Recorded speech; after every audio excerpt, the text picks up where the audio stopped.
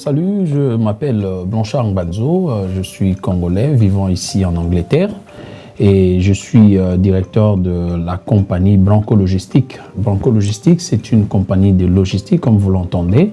Donc Branco Logistique, c'est une compagnie qui vous envoie, qui vous transporte vos affaires from point A to B, meaning, c'est-à-dire ça vous prend vos affaires du point A au point B. Nous exportons ici en Europe et nous importons au Congo démocratique.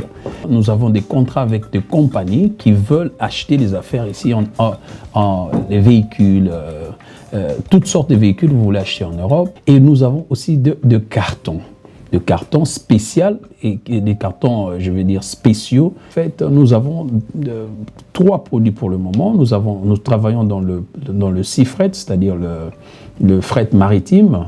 Nous avons le air freight, donc le fret aérien, et nous avons aussi le road freight, le routier, quoi. Le routier, c'est pour la première zone, la zone 1, c'est-à-dire l'Europe. On rabat le prix à 50% pour toute action caritative, c'est-à-dire pour les églises, consorts. Branco Logistique est là pour soutenir sa communauté. Nous avons de grands cartons. Ici, déjà en Angleterre, le plus grand carton qu'on appelle double wall, et que là, nous avons, c'est 40 cm x 63 x 63 à seulement 120 livres.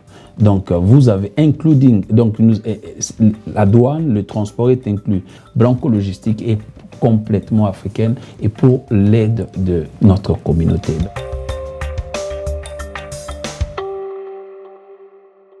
Mesdames, Mesdemoiselles et Messieurs, merci de suivre Face à Face un nouveau numéro, le premier de la semaine. Aujourd'hui, je reviens sur une question essentielle. On va essayer un peu de revenir dans le temps pour voir un peu plus avec un recul qu'est-ce qui s'est réellement passé pendant tout ce temps. On va essayer vraiment d'analyser ça, mais avec une touche pédagogique. Voilà pourquoi je reçois encore une fois le professeur André Mbata. Il est avec nous. À chaque fois qu'il est là, les gens ont envie d'apprendre, et surtout du côté pédagogique, c'est très important. On en parlera et bien d'autres sujets. Prof, bonjour. Bonjour Christian. Alors aujourd'hui, je voudrais qu'on revienne sans perdre de temps. Moi, j'ai une seule question autour de ce sujet. Comment sommes-nous arrivés là, prof? Comment ça s'est passé pour que l'édifice de Kabila tombe si facilement? 2 ans seulement après, comment on arrive à écrouler un système qui a duré 18 ans? Bon, merci Christian, mais il faut dire que c'était un travail de longue haleine. On vient de très loin. Ce qui s'est passé réellement, c'est une première dans notre histoire politique. Oui. Donc, c'est vraiment une première dans l'histoire politique de la RDC et même de plusieurs pays du monde. Parce que qu'est-ce qui s'est passé? Nous sommes partis en 2019, sortant des élections qui étaient organisées donc en 2018.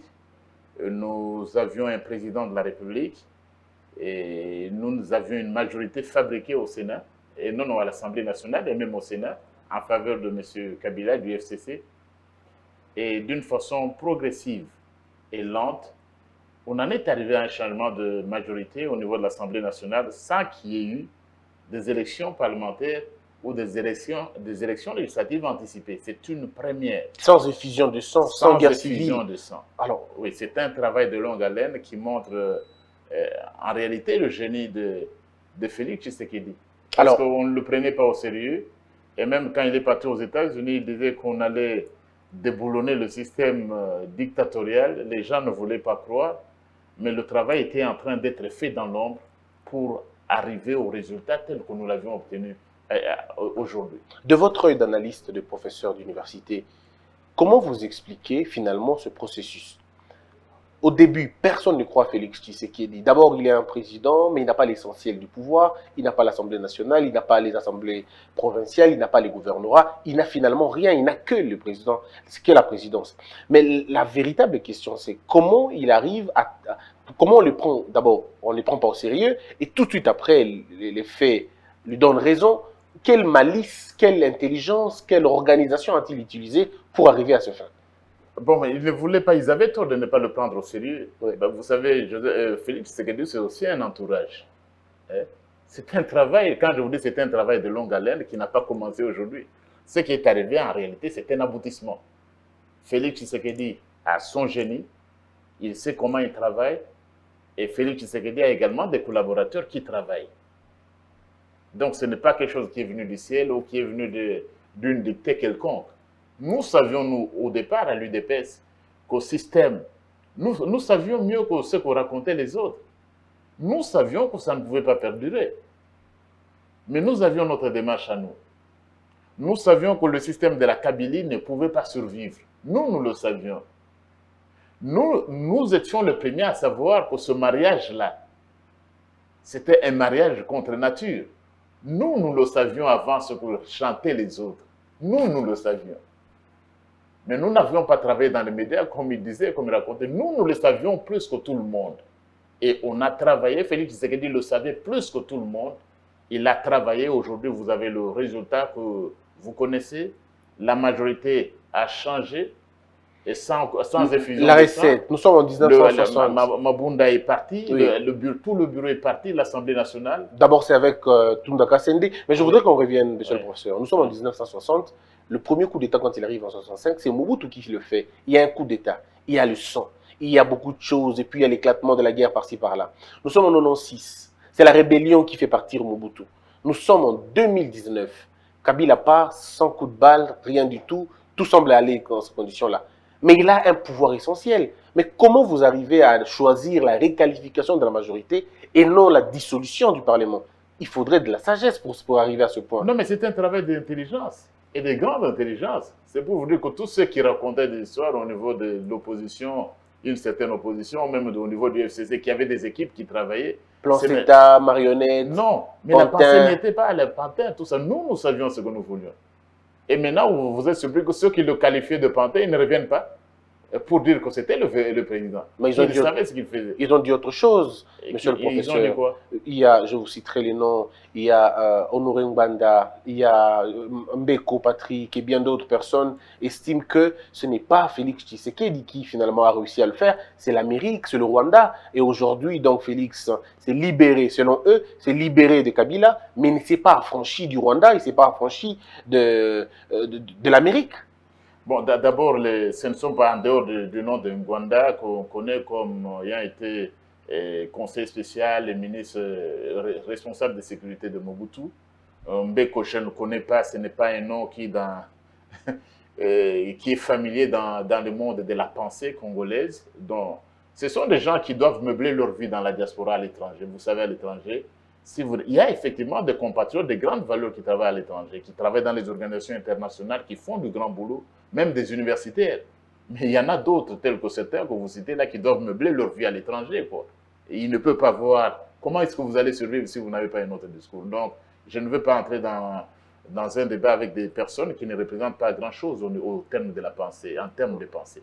Alors, revenons, c'est ici, et vous parlez de Ngwanda. Donc, ben, c'est pour vous montrer que Ngwanda était conseiller spécial de Mobutu. Oui. Mobutu ne pouvait pas faire ce que Félix Tshisekedi vient de faire. Parce que Mobutu était mal entouré par des gens comme celui que vous citez. Okay. Il ne pouvait pas. Parce qu'un conseil spécial, il devait produire l'intelligence. Mais je reconnais qu'à un moment donné, Mobutu a essayé avec des personnes beaucoup plus intelligentes comme Mokolo Apombo. Oui. Oui, les consultations et tout ça. Mais ce que Félix Tshisekedi a réalisé, mais Mobutu ne l'a jamais réalisé. Aucun autre président ne l'a fait avant lui. C'est pour montrer la force de la pensée de l'homme et aussi la capacité de réflexion de l'entourage. Donc, il vient de réaliser ce qu'aucune autre personnalité n'a fait. Et les Rwandais, l'implication du Rwanda. Parce que les Congolais ne comprennent pas comment Ngwanda et ses complices disent que, bon, c'était plutôt... c'est le Rwanda qui a aidé Félix. Et puis, Mbeko, il dit, par exemple, dans une vidéo, il dit, écoute, moi j'ai été contacté par un Rwandais, et un Rwandais m'a dit que ce que Félix leur a donné, bon, personne d'autre ne leur a donné ça. Bon, Mbeko, je ne connais pas. Pourquoi vous revenez souvent sur les noms des Mbeko? Je ne connais pas Mbeko. Je ne connais pas ses qualités, comme analyse, je ne connais pas Mbeko. Un universitaire? Moi non, entre moi non plus, je ne connais pas. Je ne connais pas Mbeko, donc vous me ferez plaisir de ne pas citer ce nom-là qui est vraiment inconnu au bataillon, des gens qui pensent pour le pays. Donc ici, vous voyez ces gens-là, nos amis, ils ne peuvent pas avoir un discours sans citer le Rwanda. C'est tout. Mais c'est leur fond de commerce de survie politique et de la pensée.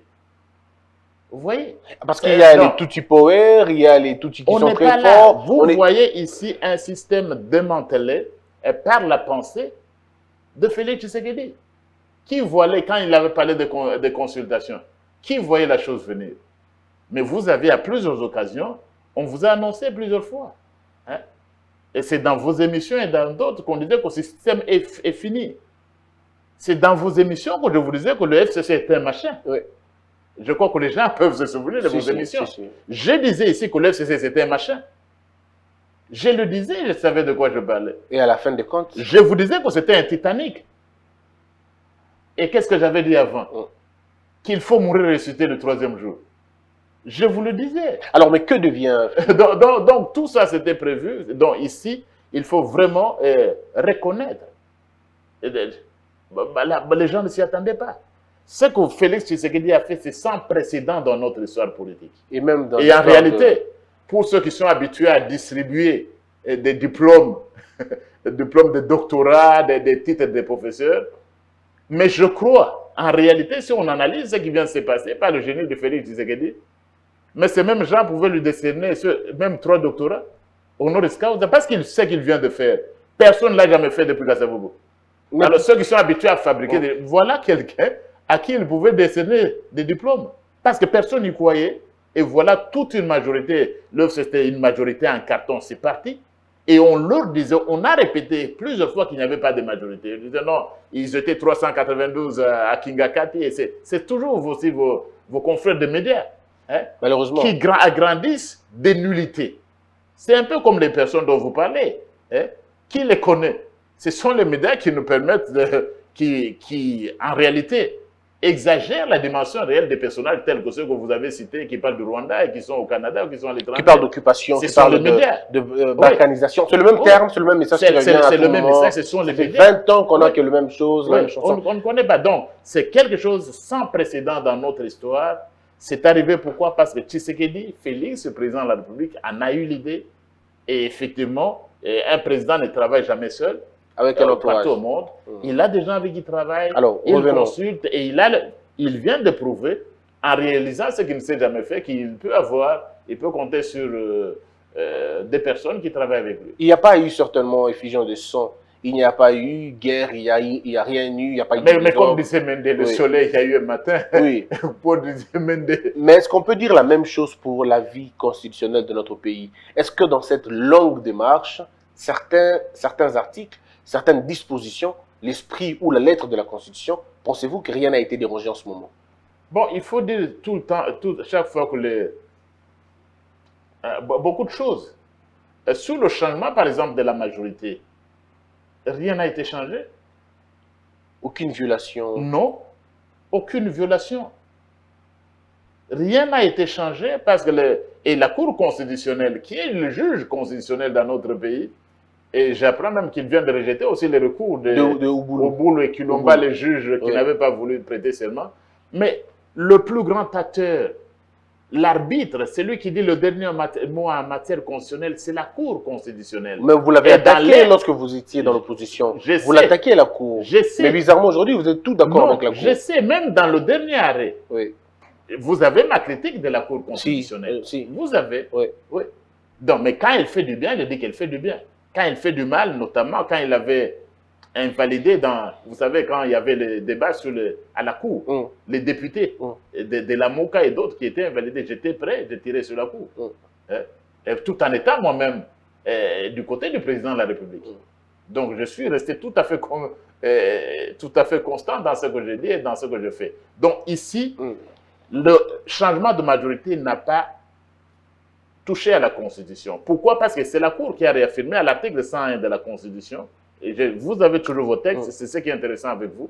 Donc, vous avez la Constitution. J'ai toujours ma Constitution. Vous avez toujours ça. Ça n'a pas touché. Vous avez l'article 101 de la Constitution, il ne doit pas être très loin de vous. Oui.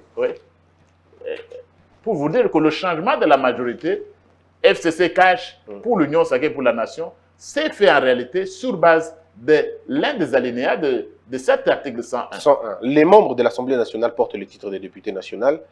Ils sont élus au suffrage universel direct et secret. Les candidats aux élections législatives sont présentés par des partis politiques ou par des groupements politiques, des regroupements politiques. Ils peuvent aussi se présenter en indépendant. Chaque député national est élu avec 2 suppléants. Les députés nationaux représentent la nation. Tout mandat impératif est nul. Voilà, c'est l'article 101. Comment le changement de majorité n'a pas affecté la Constitution. En réalité, il s'est fait conformément à la Constitution. Parce que, qu'au dit l'article 101, que tout député national représente la nation. Et on l'a dit à plusieurs reprises. Le fait qu'un parti vous ait mis sur sa liste comme candidat ne change rien. Vous êtes sur la liste d'un parti politique, vous avez reçu l'argent de campagne peut-être d'un responsable d'un parti politique, mais la Constitution est claire, le député national représente la nation. Il ne représente pas un parti politique. Ce n'est pas le cas comme certains députés du FCC. Ils vous disent non, nous sommes les députés de M. Kabila. Non, on ne peut pas être député de Kabila ou de Tshisekedi ou de qui que ce soit. Un député national, vous avez la Constitution, il représente la nation. Et là, la linéa qui suit la Constitution dit tout mandat impératif est nul. C'est-à-dire, comme il représente la nation, lui, son autorité morale, c'est la nation, ce n'est pas un individu. Comme il représente la nation, et on a créé une union sacrée de la nation. Mais il s'est dit, moi je représente la nation, voilà une idée lumineuse, union sacrée de la nation, moi je représente la nation, mais ma place est là. Parce que je suis représentant de la nation, je n'écoute pas les turiféraires de mon parti politique. Je n'écoute pas mon autorité morale. Moi, je représente la nation. Il y a une idée, une vision pour l'union sacrée pour la nation. C'est tout à fait automatique. Moi, j'adhère à l'union sacrée pour la nation. C'est ainsi que vous avez ce changement de majorité à l'Assemblée nationale. C'est conformément à la Constitution. Et la Cour constitutionnelle elle-même l'a confirmé aussi dans son arrêt. Donc, il n'y a rien, on n'a pas, c'est ça. Donc, les députés ne représentent pas un parti politique ou un regroupement politique, non. Ils représentent la nation et tout ce qu'il doit faire à l'Assemblée nationale, dans tout ce qu'il fait, c'est la nation d'abord. Un peu conforme à ce que nous, à l'UDPS, nous avons toujours dit, le peuple d'abord. Oui, mais la loi, que faites-vous de partis politiques, consignes, discipline de partis? C'est vrai qu'on a déjà parlé de ça. On en a déjà parlé à plusieurs, la discipline des partis politiques. La discipline d'un parti politique ne vaut que si elle va dans le sens du service à la nation. Vous comprenez?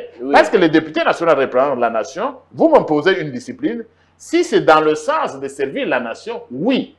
Mais sinon, je ne suis pas tenu. Alors, je peux vous dire ceci. Oui, parce qu'on a déjà parlé de ça. Il y a des partis politiques qui peuvent être créés pour détourner les biens de l'État.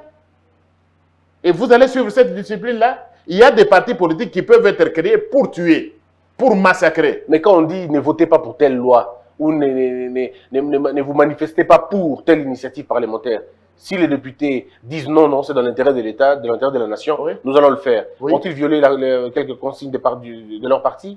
Mais écoutez, la Constitution et la loi sur les partis politiques, qu'est-ce qui prévaut? C'est la loi fondamentale. Très bien. C'est la loi fondamentale. Lorsque, par exemple, je suis de l'UDPS, heureusement que ça n'est vrai pas à l'UDPS. Si on dit que l'UDPS devient comme tous ces vieux partis tous ces partis du FCC, un parti spécialiste dans les détournements pour chanter pour une autorité morale, je vais dire non. Non, parce que c'est le peuple d'abord, c'est la nation d'abord. Très bien. Si vous êtes dans un parti politique, votre autorité morale vous dit le contraire. Vous suivez la nation et là, il faut féliciter les amis qui sont venus du FCC, qui ont adhéré, nombreux d'ailleurs massivement, à l'Union sacrée pour la nation. Vous avez vu les derniers résultats. Ilunga Ilunkamba, Premier ministre, il est parti avec quel score? La nouvelle élection, Mbosso, Union sacrée pour la nation, le ticket de l'Union sacrée pour la nation. Près de 400 députés sur 500. Mais c'est ce qui fait peur. Comment 400 personnes peuvent être... C'est presque l'unanimité, cette question-là. Voilà, c'est pour vous dire que le FCC n'était qu'une majorité en carton. Alors, poursuivons. Maintenant, il faut souhaiter que ces gens-là restent là où ils sont, parce qu'il nous faut quand même une opposition. Il faut une opposition. Donc vous n'allez pas les obliger de rester dans le sang, ils peuvent partir s'ils veulent, ils peuvent vous rejoindre. Bon, heureusement, il y en a toujours qui vont rester, mais nous avons aussi besoin d'une opposition. Alors, nous, à l'UDPS, qui avons vécu par exemple 37 ans dans l'opposition, nous allons leur apprendre facilement aussi à faire l'opposition parce que nous avons besoin d'une opposition. Là, il faut un apprentissage. Oui, il faut un apprentissage. Ce n'est pas, on ne devient pas opposant en un jour, même, il faut suivre même leur communiqué ou même leur tambourinaires qui sont à l'étranger, dans les médias. Parce qu'en réalité, les personnes que vous citez là, ils sont d'une façon ou d'une autre liés Au FCC, bien sûr. Spirituellement au FCC. Ouais, ouais. Ce sont des agents du FCC, mais sous d'autres casquettes. Alors, continuons toujours notre vague de démantèlement.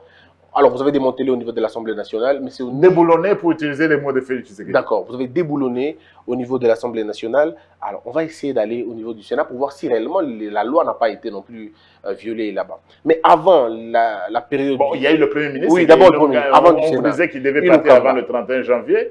Il a résisté. Il était mal conseillé. On lui disait, non, le Premier ministre n'apparaîtra pas. Vous êtes des médias, non? Oui. Qui n'a pas suivi ce qu'on disait dans les médias? Non, le Premier ministre ne se présentera pas. Oh, le Premier ministre... Mais il est parti. Ben, il a parlé du bureau, mais j'ai la lettre ici. Mais d'abord, avant de vous il lire... est parti. Moi j'avais donné trois perspectives. Oui. Ou bien, il partait comment? Ou par démission. Oui. Ou bien la motion de censure. Ou bien on allait retirer l'ordonnance. Oui. Mais il a compris qu'on allait y arriver. Et il est quand même parti. Il ne faut plus... Les personnes dont je vous ai citées disent que Ilukamba, c'est l'Amérique qui lui a fait une pression, une délégation de gens, des Américains qui sont venus dans cette affaire d'Africom, qui lui ont dit, Monsieur Lukamba, il faut démissionner parce que nous voulons utiliser Félix Tshisekedi. Donc, c'est pas parce que vous avez dit, c'est pas parce que nous avons attaqué, mais c'est parce que l'Amérique a dit. Voilà. L'Amérique, c'est qui connaît l'Amérique? Les personnes dont vous parlez, quels sont leurs liens avec l'Amérique? Qui parmi eux parle avec Biden? Qui parmi eux? Il ne faut pas raconter des choses parce que vous êtes à l'étranger, vous utilisez facilement c'est YouTube. Mais finalement, c'est quelqu'un qui le disait. Ils auront donné de la parole, même pas vous, hein, mais à certaines unités dans le monde. Ce n'est pas parce que vous pouvez avoir un studio là où vous êtes, à l'étranger, et puis vous annoncez, flash, c'est quoi? Non, il ne faut pas s'amuser avec les gens. C'est Umberto qui le disait. Bon, j'ai déjà dit que ce n'est pas une personnalité que je connais, et puis... Il ne faut pas élever les médias aussi, comme vous m'invitez, c'est une bonne chose. Il ne faut pas donner la voix à n'importe qui. Ouais. Oui. Nous faisons recours à vous. Il faut que des personnes qui comptent. Même bien que ce qui vous dit, bon, je m'excuse, je ne dois pas revenir là-bas et puis vous avez toujours dit que je ne parle pas d'individus, mais des principes ou des valeurs. Bon, parlons de ce qui compte pour le pays. Nous avons des grandes personnalités, des grandes intelligences à l'étranger et au pays même. Et je ne connais pas les noms, certains noms que vous me citez là, donc on devrait aller de l'avant. Ce n'est pas une dictée de l'Amérique, ce n'est pas une dictée de qui que ce soit. Pas du Rwanda, pas de Kagame. Pas du Rwanda, mais comment ça pouvait être Paul Kagame? Parce que Paul Kagame, on disait qu'il était le même. On disait que Paul Kagame, il était lié à Joseph Kabila. Mais c'est Kagame qui a refusé qu'on publie, qu'on proclame au niveau de la Cour, qu'on confirme l'élection présidentielle. À la Cour. Oui, mais je comprends pas. C'est le même, c'est contradictoire, c'est plein de contradictions, c'est Kagame. Donc, ils ont tellement élevé Kagame. Oui. Hein? Mais moi, je veux savoir. Même plus que les Rwandais. Moi, je veux savoir pourquoi on parle trop de Kagame comme ça au Congo. Bon, il faut leur poser la question. Pourquoi moi, je suis congolais, je suis universitaire congolais, je parlerai du Rwanda, pourquoi? Je comprends pas moi non plus. Parce que j'appartiens à un pays qui doit être la puissance de l'Afrique et qui, aujourd'hui, dirige l'Afrique. Non. Vous savez, je vous ai toujours dit ceci. On doit en finir. Moi, je n'appartiens pas à une génération de pleurnichards, des intellectuels lâches. Vous passez tout le temps, c'est le Rwanda. Qu'est-ce que vous, le Rwanda, par rapport à l'RDC? Pourquoi vous ne magnifiez pas votre pays? Pourquoi vous ne vous magnifiez pas vous-même? Pourquoi? Parce que vous êtes là-bas à l'étranger. Et Kagame a fait un coup d'État. Mais faites la même chose que Kagame. Hein? Il était dans une école militaire en Amérique. Allez, inscrivez-vous aussi. Allez, renverser les choses. Mais une génération de pleurnichards, Kagame, le Rwanda, c'est sûr que tous ces pays, non seulement tous les pays, compte tenu de ce que nous représentons, tous les pays ont des ambitions, tous les pays sont jaloux du Congo. Tous les pays. Maintenant, c'est à nous de nous défendre, au lieu de pleurer à tout moment. On ne peut pas avoir une génération de pleurnichards. Oui. Oh, balkanisation, on va nous tuer des intellectuels. C'est quel intellectuel qui pleurniche? C'est quel politicien qui pleurniche? Mais assumez-vous. Assumez-vous. Vous êtes Congolais. Assumez-vous. Bâtissez un Congo plus fort que tous les pays. Je ne parle même pas du Rwanda. Mais un pays tel que voulu dans le préambule de notre Constitution, animé par une volonté commune de bâtir au cœur de l'Afrique une nation puissante et prospère. Un État de droit, une nation puissante et prospère. Et que les Congolais, s'ils sont vraiment, ce sont des Congolais, qu'ils se préoccupent avant tout de l'établissement d'un État de droit et de la construction au cours de l'Afrique d'une nation puissante et prospère. Alors, je voudrais qu'on avance, professeur. Comme vous l'avez dit, on va laisser les petites bêtes mourir de leur propre poison.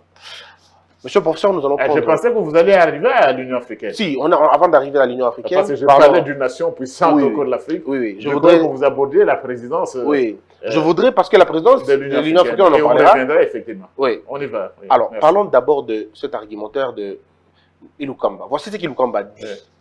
Il dit, quant au fond, premièrement, on m'accuse d'avoir accusé publiquement le président de la République d'avoir violé la Constitution en décrétant l'état d'urgence sanitaire sur base de l'article 85 de la Constitution. Cette disposition stipule en effet que le président de la République déclare l'état d'urgence après consultation avec le Premier ministre et le président des deux chambres. De son côté, l'article 119 de la loi fondamentale dispose que la proclamation de l'état d'urgence est autorisée par le Congrès. Et lui, il dit, les deux articles ne semblent pas avoir une compréhension sans équivoque. Arrêtez un peu la question. Quand il dit on m'accuse, c'est un professeur d'université. On sait qui? Bon, je sais pas. On sait qui? Ben, j'en sais rien. Mais le pauvre André Mbata comme député, je suis l'un des pétitionnaires. Oui. Alors, ce qui vous... Oui, nous n'avons pas mis ça, nous ne l'avons pas accusé de ça. Je suis l'un des pétitionnaires, des députés qui ont signé la pétition contre le Premier ministre. Je suis l'une des personnes, nous sommes nombreux. J'ai participé aussi d'une façon ou d'une autre à la rédaction de la motion, plutôt de la motion de censure. Je suis de ceux, évidemment, nous étions un groupe. C'était un travail collectif des députés de l'Union Sacrée pour la Nation qui viennent, FCC Cash, Ensemble, MLC et tous nos amis qui sont venus du FCC. Nous avons rédigé la motion de censure, mais nous n'avons pas cité ça. On sait qui? Nous avons plutôt accusé Ilunga Ilunkamba d'incompétence notoire et caractérisée. Jamais on a eu un premier ministre aussi incompétent qu'Ilunga Ilunkamba dans l'histoire du pays. Non, ici c'était Tambo Mwamba. Ah, ici c'est Tambo Mwamba. Alors il fallait me dire. Oui, ça c'est Tambo Mwamba. Pour le premier ministre Ilunkamba, lui il a simplement dit que le bureau d'âge n'était pas là. Et ça, vous avez répondu longuement à cette question. Je crois qu'il faut le laisser se reposer calmement. Maintenant, je ne sais pas. Mais ça va quand même le choquer qu'on l'ait appelé depuis le mois d'octobre. Professeur démissionné, il faut quitter le pouvoir avant que le pouvoir ne vous quitte. Professeur, ne vous laissez pas ridiculiser. Mais il s'est comporté, il n'a pas voulu se comporter comme un homme d'État. Et il est sorti. Il est entré dans l'histoire un peu comme par le trou d'une aiguille. Mais il a comme démissionné à la fin. C'était trop tard, c'était un non-événement. Parce que nous étions dans le schéma et on vous le disait, il ne pouvait pas survivre après le mois de janvier. Alors Tambo Mwamba, qui dit que, voilà, comme je vous ai dit, il dit on l'a accusé. Et puis après, il dit que il accorde sa préférence à l'article 119 au lieu et place de l'article 85 suivi par le président de la République. Écoutez d'abord, lui, il accorde. Notre ami juriste c'est burundais. Bien sûr. Alors, il accorde sa préférence à l'article 119. Mais en tant que qui? Lui, il va accorder la préférence. C'est pourquoi on dit pas... Burundi, j'étais déjà à Bujumbura. Oui. C'est quand même une bonne université. Mais le droit burundais n'est pas le droit constitutionnel congolais. Moi, j'accorde. Mais il fallait consulter. La Cour constitutionnelle n'accorde pas ça. De quel droit? C'est le droit burundais qui l'interprétait? Non. Alors, mais comment Dans tous les cas, lui aussi appartient au passé. Son interprétation, il peut la garder pour lui. Il peut la garder pour lui. Ce n'est pas un constitutionnaliste dans tous les cas. C'est peut-être maintenant, il peut. Est-ce qu'il y a contradiction entre l'article 119 et 85? Je ne vais pas aller là-dedans. De quoi, quand vous êtes parti de vos fonctions, parce que tout le monde veut être constitutionnaliste dans ce pays, être comme le prof André Mbata. Ok, vous avez quitté les affaires. Vous avez le temps maintenant d'aller faire le cours de droit constitutionnel approfondi et puis vous reviendrez, nous allons discuter. Aujourd'hui, est-ce qu'on peut dire que c'est la fin du système FCC? Complètement fini? Pas encore totalement fini. Ok. Qu'est-ce qu'il y a? Le déboulonnage n'est pas encore fini. Mais qu'est-ce qu'il faut encore déboulonner? Parce que finalement, vous avez tous les pouvoirs maintenant. Non. Mais la mise en place n'a pas encore eu lieu. Et il continue, même au moment où nous parlons. Vous voyez un ministre du FCC démissionnaire qui signe des arrêtés. Ils sont en train d'antidater même certains arrêtés. À l'EPSP, oui, je crois, ils sont en train. Alors ce système-là, vous avez dit qu'il est fini? Vous avez dans les entreprises publiques ce qui est en train d'être fait là. Et j'ai vu, maintenant vous avez des fonctionnaires qui ont manifesté devant la primature. Oui. Parce qu'ils ont les fonctionnaires de l'État remplacés par les militants d'un parti politique du FCC. Ce n'est pas possible. Et ils sont encore les gens ici. Donc notre lutte continue. Pourtant, Le peuple n'est pas encore à sa place. Pourtant, il y a eu un communiqué du président de la République. Non, ils n'obéissent pas. Et ils obéissent à l'autorité morale et ils obéissent à leur rapacité, à leurs besoins. Ils obéissent à leur ventre. Alors là, les changements doivent être intégral et total. Ça continue. Nous n'allons pas dire non, parce que non. Mais la Kabylie, le système dictatorial, mais il a des racines. On est peut-être arrivé à la première couche, mais les racines plongent même dans le système universitaire. Même dans le système universitaire. Même dans l'administration publique. Le mental, là, mais c'est que le FCC et ce que nos amis ont fait à ce pays, mais c'est pire que ce que Mobutu avait fait. Pendant 32 ans et pendant 18 ans. Non. Mais le système a même dans les médias, même ce que vous évoquez à l'étranger, là, mais ce sont des alliés stratégiques du système. Il faut déboulonner tout ça. Il faut déboulonner, il faut que la vérité jaillisse au grand jour. Donc, le travail ne fait que commencer. Alors, au niveau de... Le travail ne fait que commencer. Nous ne sommes pas encore là où on devait arriver, c'est-à-dire là où vous avez un gouvernement, où vous avez des entreprises publiques, un parlement qui travaille d'abord dans l'intérêt du peuple congolais et pas dans l'intérêt du parti politique ou de qui que ce soit. Mais attendez, quand on va faire un audit sur l'Assemblée nationale. Mais certains fonds de l'Assemblée étaient envoyés aux structures des partis politiques. Attendez quand on va faire ce que va nous dire l'audit au Sénat. L'agent du Sénat, bon, je crois que l'inspection générale des finances est au travail. J'espère qu'on va les laisser travailler. Des fonds de l'État étaient affectés pour les activités des partis politiques. Non. Mais on n'a pas encore vu. Ce qui reste encore à voir, j'ai peur que ce soit plus grave que ce qu'on a entendu. En dehors du départ du bureau Mabunda, en dehors du bureau Tamboué, en dehors du départ de Ilunga Ilunkamba, ce qui a été fait dans nos entreprises publiques, ce qui a été fait même à l'enseignement primaire et secondaire, des écoles fictives, des enseignants fictifs. Des enseignants fictifs. Et un monsieur là, il peut venir devant les médias, il utilise effectivement, ils ont toujours aussi leur porte-parole, des voleurs à la tête de l'État, des gens incapables de se comporter comme d'hommes d'État. Non, ce qui a été fait dans ce pays, moi je me demande même comment on pouvait soutenir un système. Comment est-ce qu'un intellectuel sérieux, je ne parle pas d'universitaire sérieux, comment est-ce qu'un intellectuel sérieux peut accepter que tout soit fait dans son pays au détriment de toute une nation? Comment est-ce possible? Comment est-ce qu'on en est arrivé là? Non, ce n'est pas possible. Ce n'est pas possible. C'est un véritable gâchis dans ce pays. Alors, comment corriger ça maintenant? Mais il faut changer. Il faut tout changer. Je vous dis que nous ne sommes pas encore arrivés. Le travail ne fait que commencer. Mais est-ce que vous savez, professeur, au-delà de tout ça, est-ce que vous savez qu'aujourd'hui, vous avez la responsabilité de tout réussir? Parce qu'autrefois, la raison, c'était Kabila nous bloque, le FCC nous bloque. Maintenant que vous avez la plénitude du pouvoir, est-ce que vous allez encore prétexter quoi que ce soit? Bon, la plénitude du pouvoir appartient au peuple dans une démocratie. Maintenant que ces structures-là sont parties, il y a du travail à faire, Christian. Mais j'espère, tous les gouverneurs sont déjà du FCC, de l'Union sacrée de la nation. Ils sont tous de l'Union sacrée. Dans les faits, pas seulement par des déclarations médiatiques, mais en âme et conscience, est-ce qu'ils sont vraiment entrés dans l'Union sacrée pour la nation? Parce que le principe à l'Union sacrée de la nation doit être quoi? C'est le peuple d'abord, c'est servir d'abord le peuple. Est-ce que ce ne sont pas seulement des discours pour plaire, pour éviter le déboulonnage? Non. C'est pourquoi je pose. Et dans les entreprises publiques, mon cher ami, est-ce que tout le monde est déjà dans son cœur, dans son âme? Tout le monde comprend qu'il est là comme un serviteur du peuple et non pas un serviteur de son parti, de son autorité morale ou de sa tribu ou de sa famille. Est-ce que tout le monde comprend cela? Non. Mais c'est à vous de faire comprendre ces gens. L'exemple de venir d'en haut. C'est un travail d'ensemble. Oui. Ce qu'on peut attendre ici, c'est que le président de la République, qui doit être revenu, doit nommer incessamment un formateur. Alors, un chef de gouvernement, et il doit tenir compte de ces désidérates, de cette volonté du peuple telle qu'exprimée pendant les consultations. Et après viendra la nomination d'un gouvernement.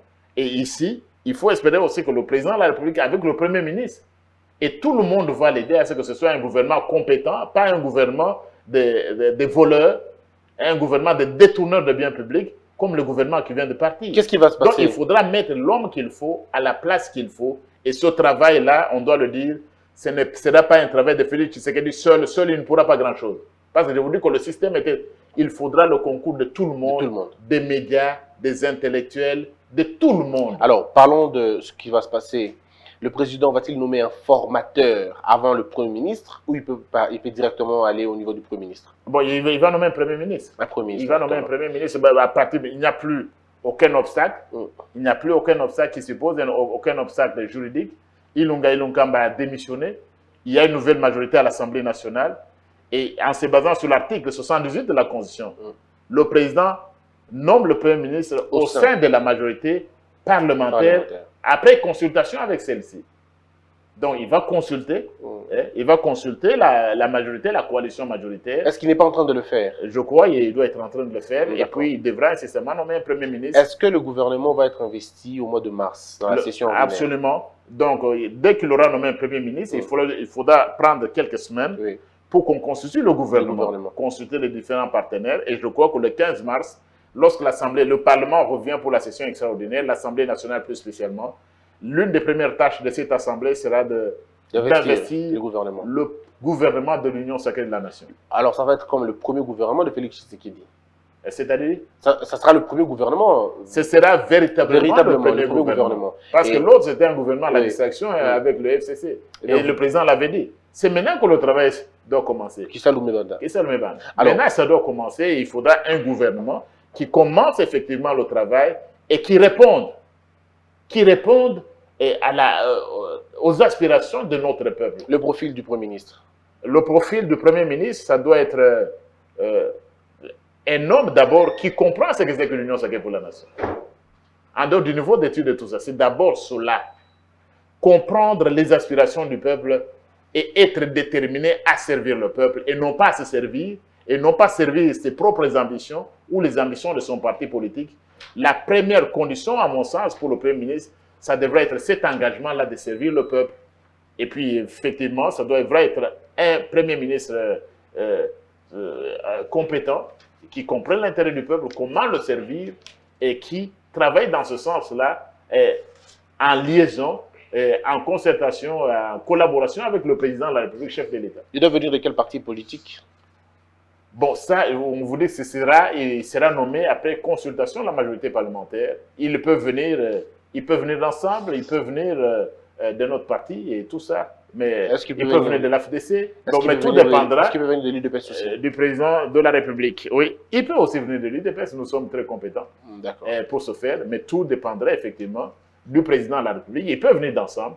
Il peut venir de l'AFDC. Il peut venir aussi d'une personnalité neutre. Moi, par exemple? Vous pouvez, avec le travail que vous avez fait, si vous êtes vraiment acquis, intéressé à servir le peuple, parce que vous méritez mieux que tous ces ministres fantoches du FCC qui sont partis. Venant de incompétents et convient absolument de défenestrer pour incompétence notoire. Merci, professeur, si vous le pensez. Alors, prof, mais parce qu'on parle du gouvernement, quels sont les ministères, selon vous, très importants sur lesquels Félix Tshisekedi ne doit pas laisser tomber ou blaguer ou jouer ou négliger? Les ministères clés. Disons d'abord que tous les ministères sont importants. Oui. Tous les ministères sont importants pour servir le peuple et le peuple d'abord. Parce que tous les ministères, le gouvernement doit servir la nation. Vous ne pouvez rien négliger. Et dans la composition du gouvernement, le Premier ministre et le président de la République doivent, en désignant les animateurs, tenir compte de cette situation-là, que tous les ministères sont importants parce qu'ils servent le peuple et il faut mettre des personnes sérieuses et compétentes, déterminées à servir le peuple. Pas de récompense. Pas de récompense, pas de remerciements, non. Maintenant, c'est le travail. Oui. Alors, le président de la République va le faire et effectivement, il y a ce qu'on appelle aussi des ministères de la souveraineté qui dépendent étroitement du président de la République ou qui travaillent ensemble avec le président de la République. Je peux donner un cas. Le cas, par exemple, c'est celui du ministère de la Justice. Pourquoi? Parce que c'est un ministère de souveraineté. Je dirais même le ministère de souveraineté par excellence. Pourquoi? Parce que l'article 149 de la Constitution dit que la justice est rendue au nom du peuple congolais. Et nous parlons ici du gouvernement du peuple d'abord.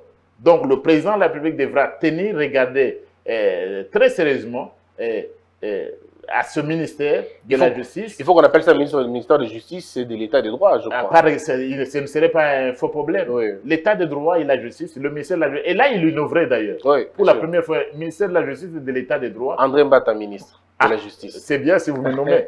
Donc, mais ça au moins, oui. ça va permettre de... Parce que vous savez, la justice élève une nation.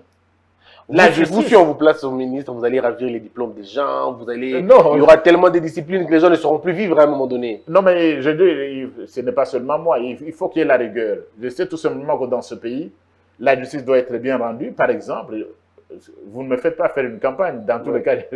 Non, la justice doit être bien rendue, mais les gens ont détourné les biens de l'État dans ce pays. Il faut qu'ils rendent les biens de l'État. Des gens occupent des maisons, des biens mal acquis sont nombreux dans ce pays. Vous venez de parler de ces arrêtés, oui. Des agents fictifs, des millions détournés. J'ai vu l'autre jour les détournements, l'argent destiné à l'armée qui n'arrive pas. Oui. Donc, il y a le ministère de la Justice, il y a l'Intérieur également, il y a les Affaires étrangères, et il y a plusieurs ministères. Le président avait promis de supprimer le ministère de décentralisation. Est-ce qu'il tiendra parole? Bon, j'espère qu'il tiendra parole. Le président Félix Tshisekedi, c'est un homme de... J'espère qu'il tiendra parole. On n'a plus besoin, d'ailleurs, je pense, comme les Congolais l'ont exprimé d'ailleurs durant les consultations, on n'a pas besoin de 65 ministres. Oui. En France, il y a combien de ministres? En Afrique du Sud, il y en a combien?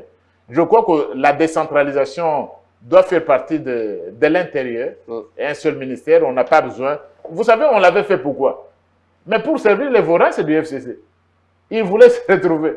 Ils voulaient se retrouver chacun avec un ministère. Voilà la conférence des présidents du FCC. Chacun voulait avoir un ministère. C'est ainsi qu'on en est arrivé à tous ces démembrements-là. 65 ministres, pourquoi faire? Qui n'ont rien fait. 65 ministres, malheureusement, tous appartenant à un gouvernement incompétent. Alors, changeons de chapitre. L'Union africaine. Monsieur le professeur, Félix Tshisekedi de l'Union africaine, le Congolais voudrait savoir comment ça s'organise la présidence là-bas. Est-ce qu'il a été élu, il a été désigné, il a été choisi? Pourquoi Kabila n'a jamais été président de l'Union africaine? Est-ce qu'il s'agit des compétences? Comment ça se passe exactement pour qu'on arrive président de l'Union africaine? Merci beaucoup pour la question. Il faut dire que il nous faut d'abord féliciter Félix Tshisekedi. Oui. Et je crois que c'est le Covid qui a empêché l'accueil. La nation doit féliciter son président de la République. Pourquoi?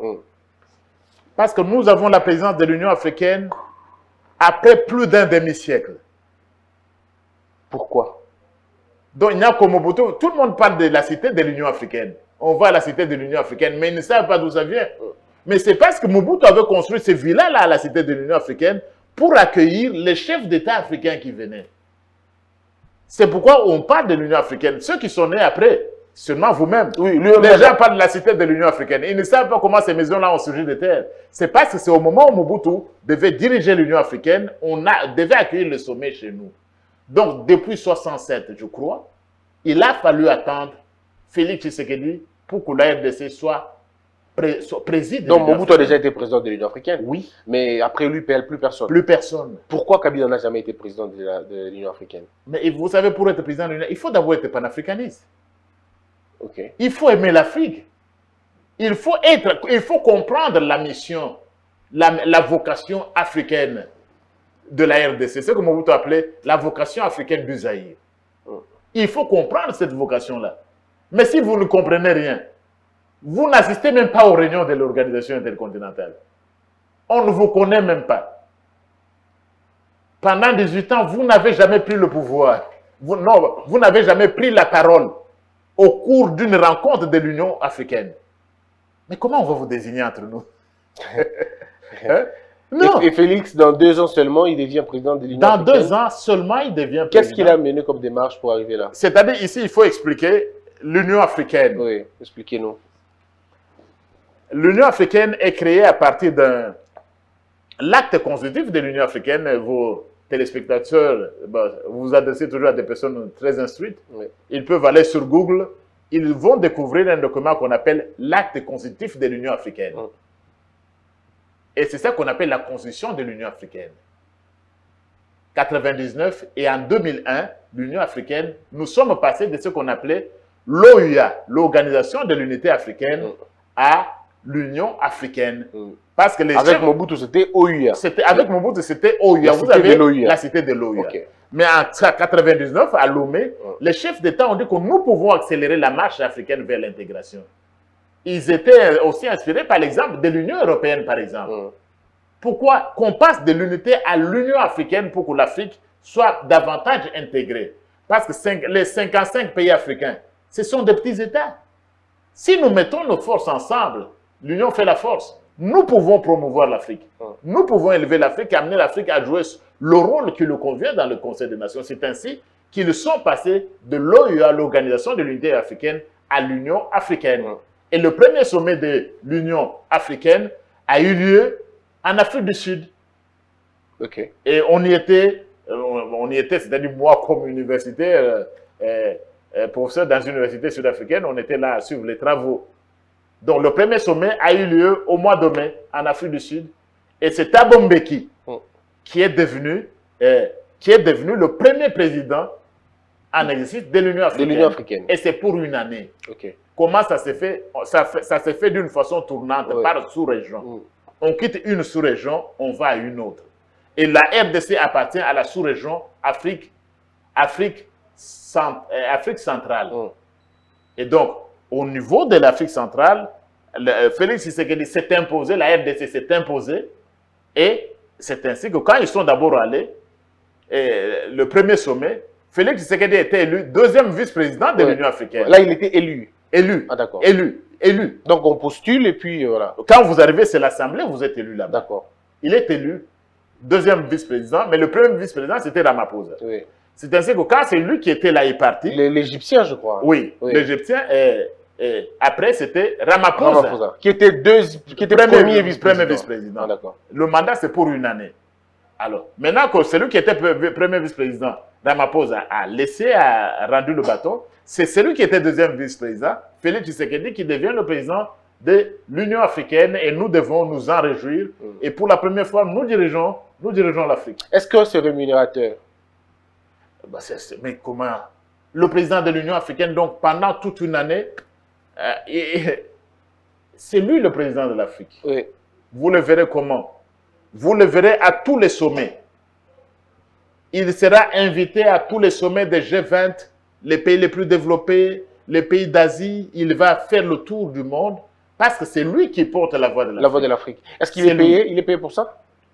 Il n'est pas payé pour ça, mais son bureau a un fonds pour cela. C'est le président. C'est le fonds de l'Afrique, de la Caisse de l'Afrique, ou c'est le pays qui préside? Non, ce n'est pas l'argent du Congo. Ah, d'accord. C'est l'argent de l'Union africaine. L'argent, parce que vous savez, l'Union africaine a un budget. Et chaque pays africain contribue à ce budget-là. Okay. Il a un budget et il y a des ressources internes et puis externes. Alors lui, pendant une année, donc, la voix de l'Afrique aujourd'hui s'appelle Félix Tshisekedi, le président de la RDC. Alors, il vit où pendant sa période? Il vit dans son pays. Vit dans son pays, mais il va diriger plusieurs réunions. Il va aller dans plusieurs sous-régions d'Afrique de l'Est. Les conflits, par exemple, entre l'Égypte, et vous avez vu les Égyptiens venus ici, et l'Éthiopie, et le Soudan autour des eaux du Nil. Parce que vous savez, on parle souvent, vous avez étudié l'histoire, on disait que l'Égypte, c'est un don du Nil. Oui. Le Nil a ses sources où? Une partie en RDC et une partie en Éthiopie. L'Éthiopie veut construire un barrage. Si on construit un barrage, on bloque le Nil en aval. Et ça n'a plus de sens. Il y a des conflits, ça peut faire la guerre en Afrique. Il doit s'intéresser à ces conflits. Mais pas que ça. Éthiopie, Érythrée. Nos questions internes, la sécurité. Et il est en bonne position maintenant, plus que jamais, pour sécuriser l'Afrique. Et puis vous savez, quand le président de la RDC est président de l'Union africaine, bon, vous n'allez pas envahir la RDC. Dans cette question de balkanisation, il faut oublier. Non, balkanisation, ça c'est du schéma de occupation, il faut oublier. Il n'y aura pas d'occupation, il n'y a pas d'occupation. Personne, donc nous sommes le président de l'Union africaine. Alors, mais pourquoi nous sommes? Ça, c'est une question importante. Les gens n'y pensent pas trop. Vous savez que dans le préambule de la Constitution, et vous avez invité le constitutionnaliste, dans le préambule de la Constitution, à la fin, nous, peuple congolais, vous avez la Constitution? Je l'ai toujours. Vous voyez le préambule, vers la fin. Vous avez toujours, vous, au moins la Constitution de la République. On peut aller, on peut tourner, mais c'est le constitutionnel. Alors, vers la fin, nous, peuple congolais, réaffirmons notre droit inaliénable. Avant, déclarons, qu'est-ce que vous lisez? Attaché à la promotion d'une coopération internationale mutuellement avantageuse au rapprochement des peuples du monde, dans le respect de leurs identités respectives et des principes de la souveraineté et de l'intégrité territoriale de chaque État. À réaffirmer notre droit inaliénable et imprescriptible de nous organiser librement et de développer notre vie politique, économique, sociale et Vous avez commencé très loin. Déclarons. Avant d'arriver à l'article 1er. Ok. Alors, si vous... Qu'est-ce qui vient avant déclarons? Si vous êtes, vous pouvez me montrer... Moi, je suis là. Ok, s'il vous plaît. Déclarons où? Ah, d'accord. Déclarons. Avant déclarons, qu'est-ce qui vient dans la conscient de nos responsabilités. Conscient, nous, peuple congolais, oui. Conscient de nos responsabilités, lisez. Nous, peuple congolais, conscients de nos responsabilités, devant Dieu, la nation, l'Afrique, et le monde. Et le monde. Ouais. C'est nous, peuple congolais. Nous avons des responsabilités envers l'Afrique. C'est pourquoi quand on doit voter, adopter la loi, certaines personnes hésitent. La loi sur le libre-échange, non, c'est du n'importe quoi. Mais nous avons conscience de nos responsabilités devant l'Afrique. Devant Dieu, la nation, l'Afrique. Et le monde. Et le monde. Nous avons des responsabilités envers l'Afrique. Et l'article 217 de la Constitution, qu'est-ce qu'il dit? L'article 217. L'Afrique. Qu'on représente l'Afrique pour le peuple congolais. Nous disons déjà conscients de nos responsabilités. Et qu'est-ce que nous disons à l'article 217 de la Constitution, adopté par le peuple congolais, par référendum? La République démocratique du Congo peut conclure des traités ou des accords d'association ou de communautés comportant un abandon partiel de souveraineté en vue de promouvoir l'unité africaine. Donc nous pouvons même conclure des accords en abandonnant une partie de notre souveraineté pour construire quoi? L'unité. L'unité africaine. Ouais, construire, non, c'est oui, pour construire et promouvoir l'unité africaine. Mais professeur, c'est là où les gens... Mais c'est là où les gens disent qu'il y a un piège. Félix va finalement donner une partie du Congo au Rwanda. Les gens ne peuvent pas dire ça. Oui. La constitution ici, ce n'est pas la constitution de Félix. Adoptée par le peuple congolais en 2006, promulguée par Joseph Kabila, alors président de la République. Non. Okay. Et où était Félix Tshisekedi en 2006? Cette constitution s'est adoptée par nous, peuple congolais. Mais qu'est-ce que cela veut dire? Oui, ça veut dire quoi? C'est-à-dire qu'ils ont voulu ceci. Vous voyez, l'Europe aujourd'hui, l'Union européenne et la puissance que nous avons, parce que les États européens ont abandonné certains éléments de leur souveraineté. Vous avez le visa Schengen.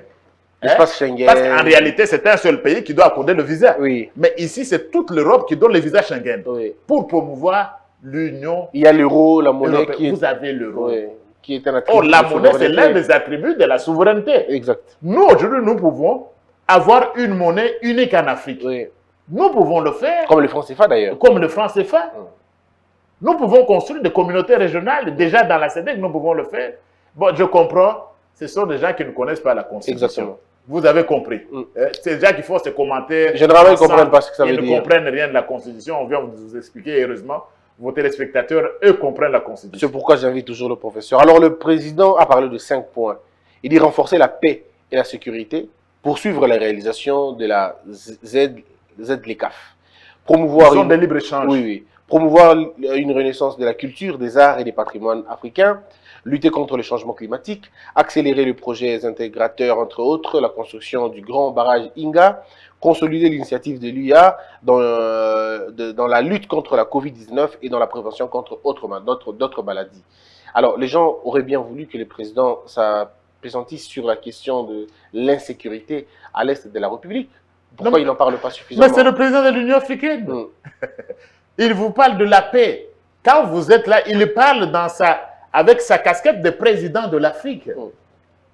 Pas un syndicat de Congolais. Tous les pays. Pas un syndicaliste congolais. Non, ce n'est pas un syndicaliste ou un opposant congolais. Ou ce n'est pas même pas un président d'un parti politique. C'est le président de l'Union africaine. Mais Félix Tshisekedi, il faut dire qu'il a la chance. Et puis, il a aussi Dieu. Parce que tout ce que vous disiez, comment est-ce qu'on a réussi à déboulonner le système? Même si ce n'est pas encore fini. Il y a l'intelligence d'un homme.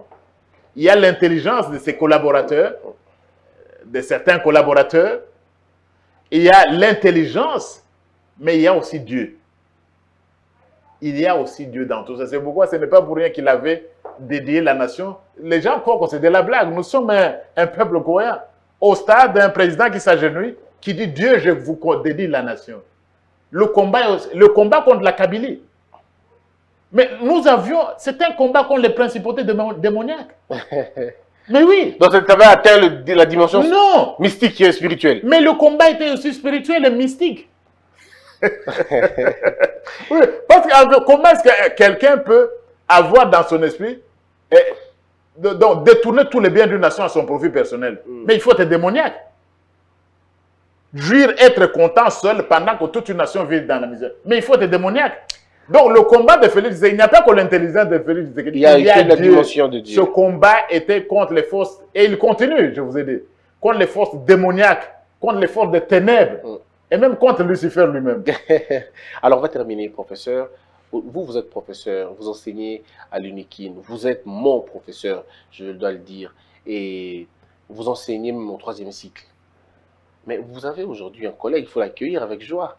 Votre collègue professeur Ramazani Chadari, qui sera désormais professeur comme vous.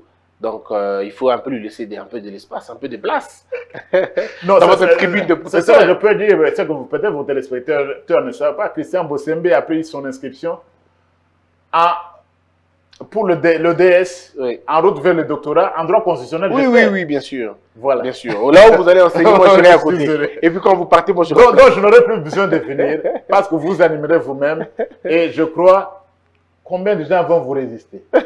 Combien de gens vont tenir? Non, ils ne seront parce pas. Que vous aurez appris chez le maître. Oui. L'onction du maître sera très importante et ils ne pourront pas tenir. Ça, bon, revenons. Donc, oui. Ramazan Chadari. Votre collègue, professeur. Non, il va appeler tout le monde son collègue, sauf moi. Oh, comment ça? Mais je ne peux pas être son collègue. Mais il est professeur. Non, il est professeur où? Oh, mais il a des... Même s'il est aligné, il est nommé. Tous les profs n'ont pas le même grade. D'abord, sur sa thèse, vous évoquez peut-être ce qui a été écrit à mon sujet. Oui. Mais il y a un problème. Lequel? Ramazan Chadari, PPRD, c'est un garçon très intelligent. Ah, ok. Il a fait des distinctions à l'UNILOU. Plusieurs distinctions. Coup sur coup, on l'appelle. Coup sur coup. On n'en disconvient pas. Mais il a abandonné la voie scientifique. Parce que l'université, c'est le monde scientifique. Chadari a abandonné. Parce qu'en quoi? En 1992, il est nommé un assistant à l'ISDR, Institut supérieur de développement rural, à Kindu. Et puis à l'IEC, Maniema. 1994, il va se promener, il fait des aventures en politique. Et en 2011, s'il vous plaît, pendant qu'il a 51 ans, il est nommé assistant à l'UNIKIN. Mais quand même. Par quel mécanisme? Dites-moi, même dans la fonction publique, vous allez engager quelqu'un à un grade de député à 51 ans. Ce n'est pas possible. Il sera retraité bientôt. Vous attendez 51 ans. Donc, ce n'est pas possible. Et puis, il est nommé, il profite. Parce que l'université de Kinshasa a été vraiment trop politisée. Oui. Avec des diplômes politiquement obtenus, vous en connaissez. Oui, il y a plusieurs. Et il profite, comme il est du PPRD, il s'est fait nommer chef de travaux. Et le 17, je crois, le 17, il sera quand il va présenter une thèse de doctorat. Mais il a fait la recherche où? Pour être nommé chef de travaux, d'abord, il faut publier un petit article dans une revue locale et vous faites nommer chef de travaux. Et demain, on vous appelle professeur Chadari. Tout le monde n'appelle pas le professeur des universités, votre collègue quand même. Je ne suis pas encore, parce que les gens, vous touchez un peu à ce que je dis. Oui. Je ne suis pas encore sauté sur les remarques qui ont été faites sur sa thèse. J'attends que ceux qui le soutiennent sortent. J'attends que ceux qui soutiennent la thèse de Chadari, qu'ils viennent chez vous ici, qu'ils sortent. Parce qu'on a dit, mes profs, vous n'avez même pas lu la thèse de Chadari. Mais moi, j'ai lu la thèse de Chadari. Vous l'avez lu? Hein? Mais moi, j'ai le rapport sur la thèse de Chadari. Je voudrais à ce niveau, Christophe... Mais comment vous aurez ce rapport? Vous êtes professeur en droit, lui, il est en sciences politiques. Mais pourquoi? Parce que justement, les gens commentent. Moi, je connais le sujet de sa thèse. Vous le connaissez? Non. Ceux qui le connaissent, je connais le sujet de sa thèse. Sa thèse touche au droit. C'est pas possible. Il parle de quoi exactement la thèse? Il parle du régionalisme politique et le développement en RDC. Aucune originalité. Il veut faire le bilan de la décentralisation. Il parle d'un moyen État. Vous êtes juriste? Oui.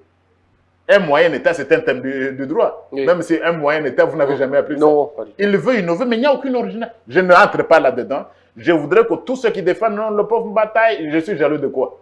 Un professeur des universités, il va être jaloux d'un jeune qui devient docteur? Non, quand même. Que ceux qui le défendent, mais on ne peut pas prostituer l'université à ce point-là. Tout le monde veut être professeur à l'UNIKIN. Pendant que vous étiez au pouvoir, vous ne vous préoccupez même pas du sort de l'université. Même pas pour aménager un homme des étudiants.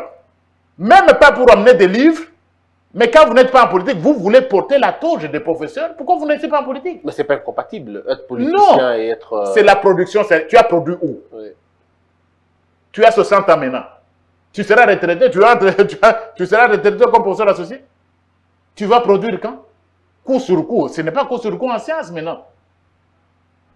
Tu fais passer 30 ans et puis tu t'es fait nommer moi, je crois qu'au niveau, de l'enseignement supérieur, oui, on devra rétablir les règles. Comment un étudiant, un assistant de l'ISDER Maniema peut devenir assistant à l'UNIKIN 30 ans après? Non, dites-moi. Comment un assistant de l'ISC au Maniema peut devenir chef de travaux à l'UNIKIN? Quand est-ce que le transfert a eu lieu? Il n'y a même pas eu le transfert. Et puis, comme ça, parce qu'on l'a nommé. 30 ans après, il s'est promené au gouverneur, il dansait partout dans les avions pour nous raconter des histoires. Et tu viens rejoindre, mais c'est quand même l'académie. On ne doit pas... Et l'UNIKIN, ce n'est pas les Gableux, c'est quand même la première université de ce pays. Et on comprend soutenir ça. Et il y a même de l'étranger qui le soutiennent. Mais ceux qui sont à l'étranger qui soutiennent des CACO, est-ce que vous n'avez pas honte qu'aucune de vos universités, des universités dans votre pays, ne soit classée parmi les meilleures sur le continent? Vous n'avez pas honte, tout simplement. Mais c'est avec des choses pareilles, des diplômes politiquement obtenus, parce que je suis au gouvernement, je suis du PPRD, nous avons des autorités académiques à l'UNIKIN, je vais me faire nommer là-bas. Vous vous rappelez l'histoire du pauvre Foumabié? Bien sûr. C'était au moins la faculté des sciences économiques avait résisté. Il dit, monsieur, va défendre ta thèse ailleurs. Pas ici à l'UNIKIN. Avec Ouattara, bien sûr. Oui. Je loue l'attitude d'un professeur comme le prof Mabi Moulumba est un grand professeur. Et la faculté de sciences économiques a dit, monsieur, ces blagues-là, allez les faire ailleurs. Mais en droit, on n'a pas tenu compte de ça. Vous avez vu ce qui s'est passé en droit. Et maintenant, c'est la faculté de sciences politiques. Il devient professeur, docteur en sciences politiques. C'est lui qui a échoué aux élections pour avoir fait la meilleure politique dans ce pays. Mais quand même. Mais docteur en sciences politiques. Mais ça ne tient pas la route. Ça ne se lit pas. C'est pas parce que vous avez échoué aux élections que vous ne pouvez pas être bien. Non, ça c'était une blague. Oui, pour vous dire que l'université, c'est un monde de chercheurs. N'importe qui ne peut pas être professeur d'université. Et là, je reviens sur ce que je disais avant. Il peut être docteur, qu'on lui donne son doctorat là, qu'il rentre à l'ISDER Maniema. Ou bien il peut aller à l'université, par exemple, du Moyen-Lualaba, où Kokonyang vient d'être nommé professeur associé. Oh, les géologues. Oui. J'en profite pour féliciter le professeur Kokonyang Witanene, qui vient d'être nommé professeur associé à l'université du Moyen-Lualaba. Donc, tu peux avoir un doctorat, on ne t'interdit pas, mais ne viens pas chercher à être professeur. Tout docteur ne peut pas... le fait d'avoir un doctorat ne signifie pas que vous êtes professeur. Mais pourquoi il ne l'a pas fait à l'INILU, là où il a fait ses cours sur cours? Non, il voulait le prestige de notre alma mater. Tu vois, l'UNIKIN. Hein? C'est l'UNIKIN. Tu vois, même tous les profs... Vous étiez à Lubumbashi, vous êtes du PPRD, que vous êtes à Kinshasa, transfert à l'UNIKIN. Oui. C'est ainsi que vous allez trouver à l'UNIKIN plus de 1000 professeurs à cause de ces jeux pareils. Tu étais à l'intérieur, tu viens, non. Qu'on lui donne son doctorat, s'il sait se défendre, mais sa thèse, j'essaie d'y revenir parce que j'ai le rapport. Très bien, on attendra le rapport. Donc, mais maintenant, qu'on lui donne le doctorat s'il sait se défendre, mais la toge pour professeur d'université, on doit revoir, n'importe qui ne peut pas devenir professeur d'université. Un simple docteur n'est pas un professeur qu'on utilise un peu comme le système de CAMES. À Brazzaville, au Cameroun. Mais vous devenez assistant, vous êtes maître de conférences, faites des travaux pratiques. Non, je crois qu'il ne faut pas prostituer l'université, et ça, je crois, je n'ai pas de problème particulier avec le cours sur cours, mais le problème pour moi, ce sont les principes, ce sont les valeurs. Et puis vous savez, c'est Einstein qui disait ceci, ou c'est aussi Martin Luther King, et je vous l'ai déjà dit, notre vie s'arrête au moment où nous gardons silence sur des choses graves. Ça, c'est Martin Luther King qui disait. On dit le pauvre Mbata parle trop. Mais voilà ce que je retiens comme principe. Mais il ne faut pas se taire. Notre vie s'arrête au moment... Notre vie ne s'arrête pas lorsque nous mourrons. Notre vie s'arrête au moment où nous gardons silence sur des choses graves. Ça ne marche pas dans votre pays. Vous voulez que je devienne politiquement correct, je ne dis rien parce que je vais rater ceci, je veux manquer d'amis. L'université, ça ne marche pas. Vous voulez que l'opposition Mbata se taise? À ce moment-là, il devient ami. Mais c'est la complaisance. Je refuse d'être un universitaire complaisant. Avec tout, je m'excuse. Quand ça ne va pas dans votre pays, même dans votre système, est-ce que j'ai le droit de me taire? Et vous savez, là je vais terminer, cette émission aura quand même duré. C'est Frantz Fanon. Je reviens à Frantz Fanon. Oui. Le grand Frantz Fanon, et on se rappelle de lui. Parce que c'est lui qui disait l'Afrique a la forme d'un revolver dont la gâchette est placée au Zaïre. Et la gâchette, Dieu merci, j'en parle, je dois évoquer Frantz Fanon parce que la RDC, présidence de l'Union africaine, nous avons la gâchette. Oui. Et la gâchette s'appelle Félix Tshisekedi. C'est lui qui tient la clé, c'est Félix Tshisekedi.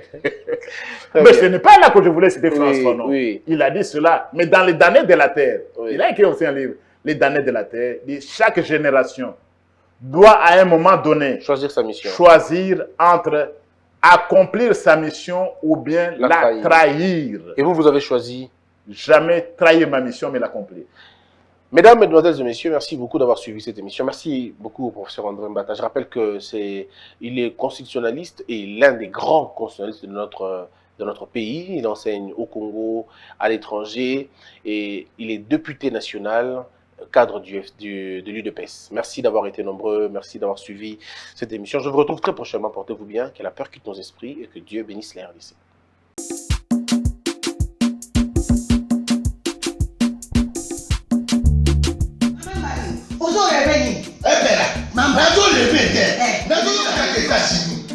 Plus précisément dans Washington. Maman Martin Maman Martin shop Africa Union. Mais on te nyonso biloko ya congolais. Olingi ndeko na yo asalisa yo te. Mpona kolia na yo moko babondela yo. Mpona nzoto na yo moko ya elei. Po babondela yo balobi bio Africa Union. Tout à na basinois sino kolie pa ya sino kolia ni. Ndeko na yo noteka biloko ya mboka ya fresh bio na bio mama mbayo kuna monkanja izali balobi nzomo eyali enkuba baniwa balobi enjenje ezali zakomba kanga ya mpoto ya mbise balobi nyama ya botunya mokombo to esaga ne kala ngando ndengalali na basi oyebike na sutu ezako dia na petit po mama mande ya solo po bato comprendre te mawa ba congolais ou allons-nous pona kolia na bino moko bakonde ya bino kolia na abeti chongo na yo